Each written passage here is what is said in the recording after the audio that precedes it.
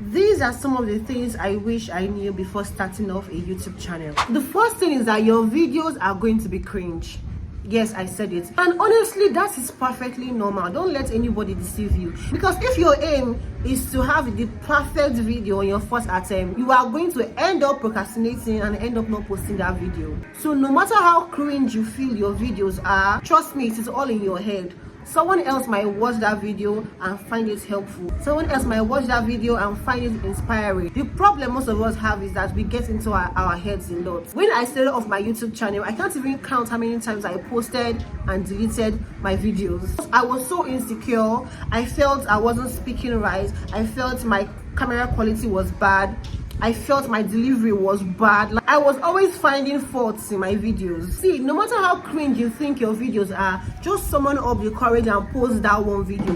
Once you summon up the courage to post that your first video, you have defeated the devil, because it is the devil telling you that your videos are cringe. So don't stay still waiting for your video to be perfect or expecting your videos to be as great as someone that has been shooting YouTube videos for the past 5 years. YouTube content creation is a perfect example of practice makes perfect. The more you show up, the more you upload your videos, the better you get. The key is to start, learn and improve with time. You cannot make 100 videos, you cannot have 100 videos or 200 videos without posting your first video. Everybody has gone through the cringe phase. You see that your favorite content creator or your favorite YouTuber, they have all gone through that cringe stage. In fact, you see them all confident in their videos doesn't mean that they did not pass through their cringe phase. Post that video today. Don't procrastinate.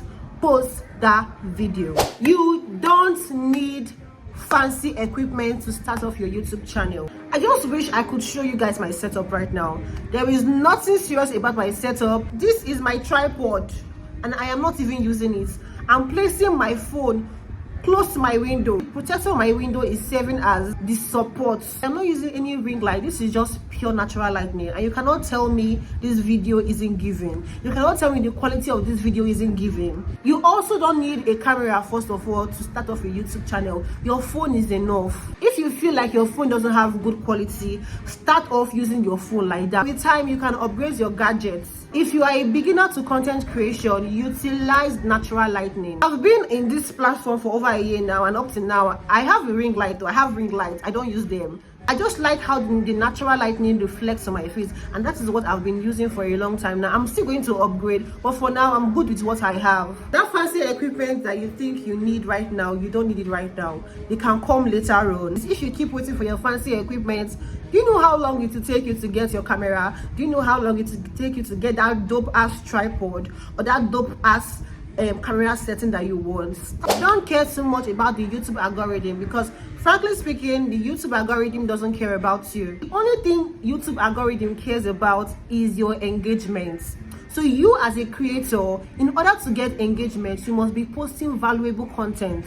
What you should be concerned with is, are my content valuable? Are people watching my videos for long, which is where your watch time hours comes in? If you're giving out value and your videos are engaging and people are watching your videos for a long period of time, trust me, the YouTube algorithm is going to favor you. And this is where you're going to see that your videos will keep getting out there. YouTube will keep pushing your videos and pushing your videos until you get the publicity or the visibility that you want. So instead of obsessing over the algorithm, YouTube isn't pushing my videos, YouTube isn't doing this, just keep showing up, keep posting your videos. Don't go and post nonsense because you want to keep showing up. Make sure that you are adding value. Make sure that your videos are very engaging, and you're going to see how the algorithm will work in your favor. Be consistent, keep showing up, and don't care about the views. I remember when I started my YouTube channel, I would post a video and in my head this video is going to be the bomb, and at the end of the day, in 1 week, that video only has 20 views. Yes, I was once in that phase. And back then, you would see me every 5 minutes. I'm always refreshing my YouTube to see how many views I've gotten. I was so obsessed with how much views or how many views I would get in 24 hours. People underestimate the power of consistency. Consistency would help to build trust with your audience and show the YouTube algorithm that you are serious. That is why I mentioned earlier that what the YouTube algorithm cares about is your engagement. Are you getting likes on your videos? Are you getting comments? Are people staying to watch your video for a long time? Are people sharing your videos? Don't get me wrong, but trust me, I know how devastating, I know how discouraging it can be when you upload that video that it took you hours to create, when you upload that video that it took you hours to edit, and at the end of the day it only gets 10 views in 1 week or in 2 weeks. I know how discouraging it can be, and trust me, I've gone through that phase. Even right now, I still experience being on that phase.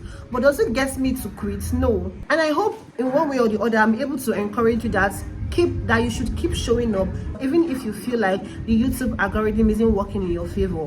You don't need to be perfect, you only need to grow. If you don't know how to edit your videos, it's fine. Do the little thing you can do in your edits. Trust me, it is not so hard. At the beginner, the only editing skills you should be concerned with is how to cut and join.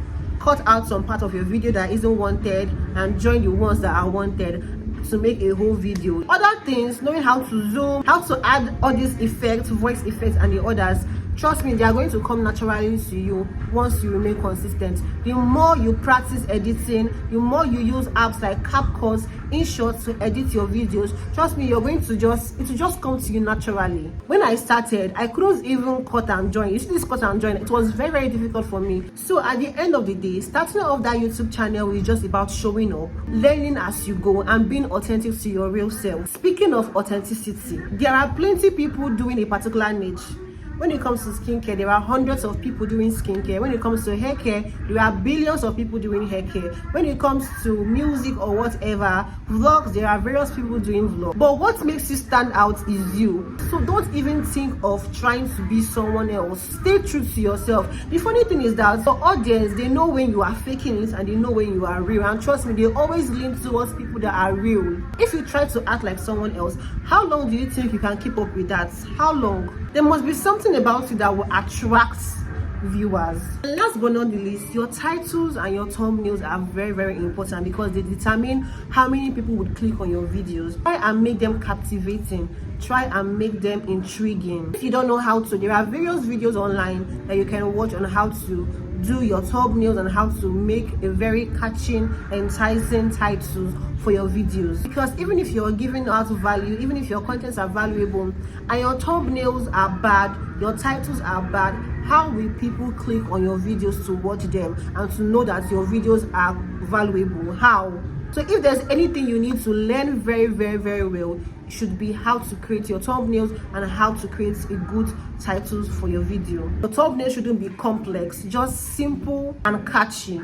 But that doesn't mean that you must have to wait till you become perfect in your titles and your thumbnails. Even if you're not so good at doing your thumbnails, because I myself, I'm not still perfect with that. But what I do is that once I gain more knowledge about doing my thumbnails, or I improve my skills in creating my thumbnails, I go back to my old videos and I re-edit my thumbnails. So you see, it is not something that you should stress yourself for. It's something that you can actually adjust later on. Guys, don't overthink it, okay? Don't overthink it. Just start.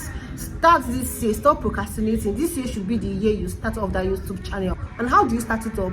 By posting or uploading that first YouTube channel. So I would love to hear your thoughts. What is stopping you from starting off that YouTube channel? What is stopping you from uploading your first video? Please let me know in the comment section so that I will know how I will go about encouraging you, because my goal for you is to see you at the top. Thank you so much for watching. If you found this video helpful, don't forget to hit the like button, subscribe to my YouTube channel to join this wonderful family, share this video to your family, friends, that person that has been doubting herself or himself. Share this video to him or her. And until I see you on my next one, guys, have a wonderful week. Bye.